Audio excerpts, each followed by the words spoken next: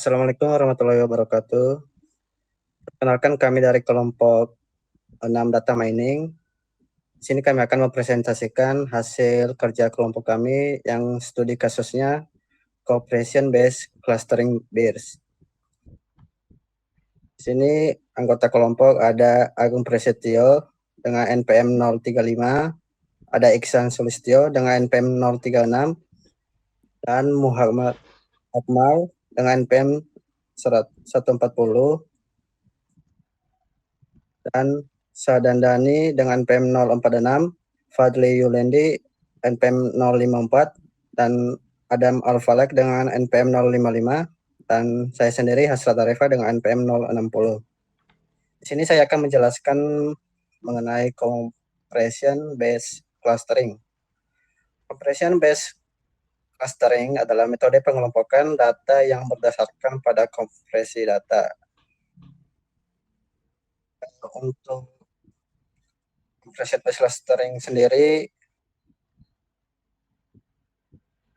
ada jenisnya, dapat dikategorikan sebagai metode pengelompokan data berbasis teks yang memiliki banyak perbedaan pada kemampuan pengecualian atas batasan fitur yang tinggi. Sekarang next.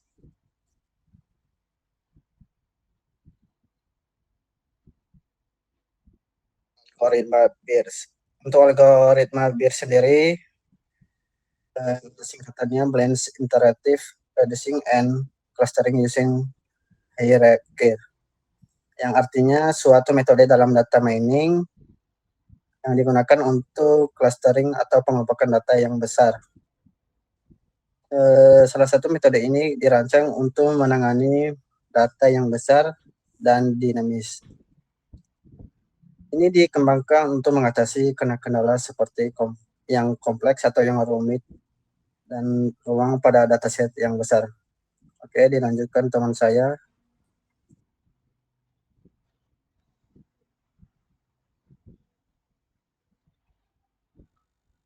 Nah, di sini ada kelebihannya. Kelebihannya mengenai kelompok dengan berbagai ukuran dan bentuk. Algoritma ini dapat mengenali dan mengelompokkan data yang memiliki variasi dalam ukuran dan bentuk.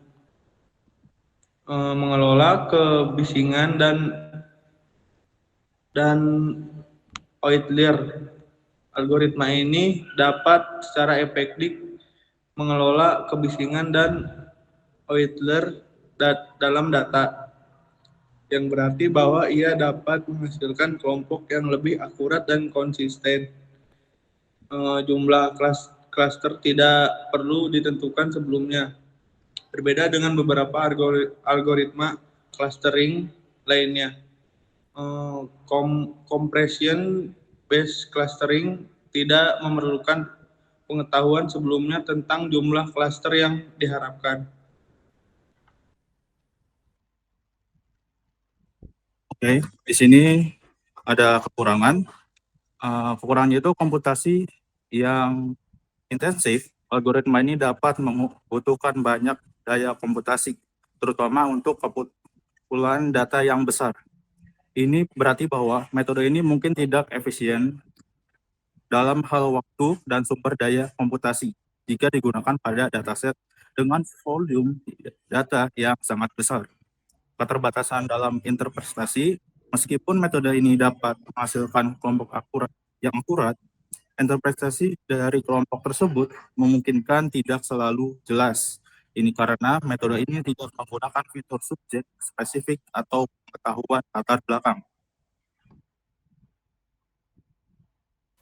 Di sini ada jenis-jenis dari BIRS. Yang pertama itu clustering feature tree. Konsepnya yaitu merupakan struktur pohon yang digunakan untuk mempresentasikan cluster dan mengurangi ukuran data. Fungsinya yaitu clustering feature tree menyimpan informasi statistik tentang distribusi data di dalam suatu cluster tanpa perlu menyimpan semua data tersebut. Yang kedua, clustering feature. Konsepnya merupakan representasi ringkas dari suatu cluster dalam bentuk ringkasan statistik seperti rata-rata dan jumlah elemen di dalamnya. Fungsinya yaitu digunakan sebagai representasi klaster di dalam clustering fitur. Next, Mal. Ada jenis yang kedua yaitu yang ketiga leaf entry. Konsepnya merupakan node di dalam pohon yang menyimpan informasi mengenai suatu cluster. Fungsinya leaf entry berisi representasi singkat dari cluster dan memetakan ke suatu daun di dalam CF3. Oke, di sini dilanjut dengan non-leaf entry. Konsepnya yaitu merupakan node di dalam pohon yang tidak menyimpan informasi tentang klaster langsung, tetapi berisi informasi agregat dari anak-anaknya. Fungsinya yaitu digunakan untuk mempercepat pencarian klaster di dalam pohon. Terus di sini ada subcluster. Konsepnya yaitu merupakan subkelompok dari suatu klaster utama yang memiliki karakteristik atau pola tertentu. Fungsinya yaitu membantu dalam membentuk hierarki klaster di dalam BIRDS. Yang terakhir yaitu ada global clustering feature. Konsep dari global ini merupakan representasi statistik dari seluruh dataset. Fungsinya digunakan untuk membantu dalam penentuan apakah suatu instance data dapat digabungkan dengan suatu cluster atau harus membentuk cluster baru.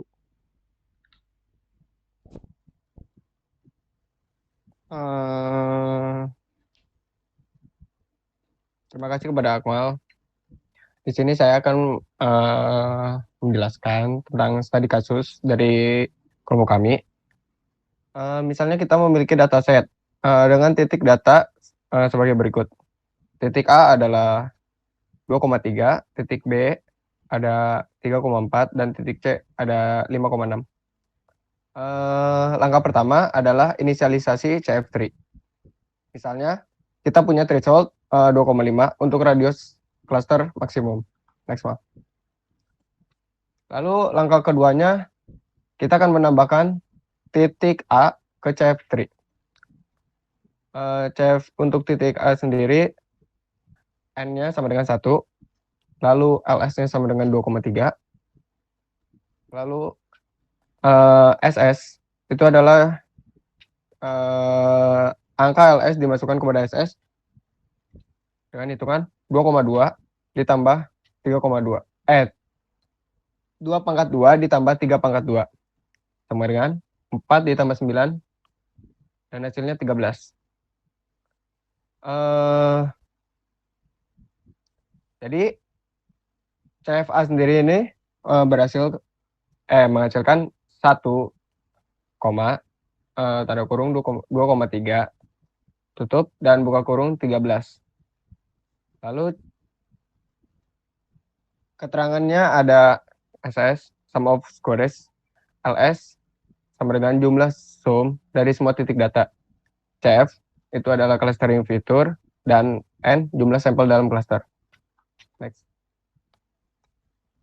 Lalu langkah ketiganya adalah menambahkan titik B. Caranya sama seperti sebelumnya.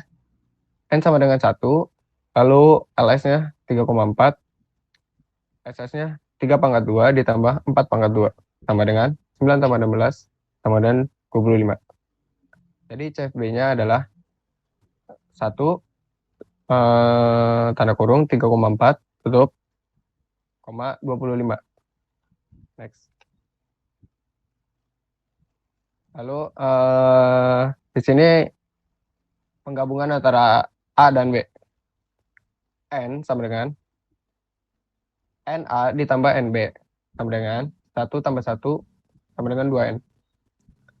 Lalu LS-nya LSA ditambah LSB sama dengan 2 ditambah 3, 3 tambah 4 sama dengan 5,7. Lalu SS-nya SSA ditambah SSB sama dengan 13 ditambah 25 sama dengan 38. Jadi CF gabungannya adalah 2 tanda kurung 5,7 tutup, 38. Saya kemana?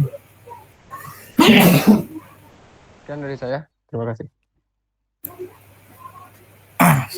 Selanjutnya ada implementasi. Implementasi compressed batch terdapat di beberapa bidang, tergantung bidang yang diperlukan, seperti kompresi data di ponsel dan komputer, media streaming dan kompresi video, pemampatan database, sistem manajemen file, sistem operasi. Next. Lalu di sini ada implementasinya di dalam Python.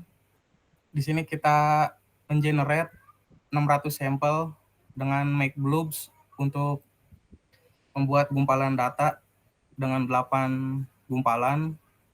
Lalu kita buatkan model birds-nya dengan threshold sebesar 1,5.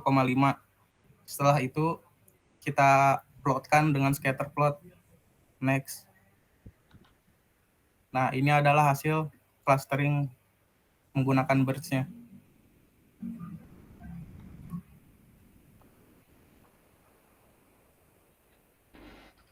Sekian dari kelompok kami. Atas segala kesalahan mohon dimaafkan. Wassalamualaikum warahmatullahi wabarakatuh.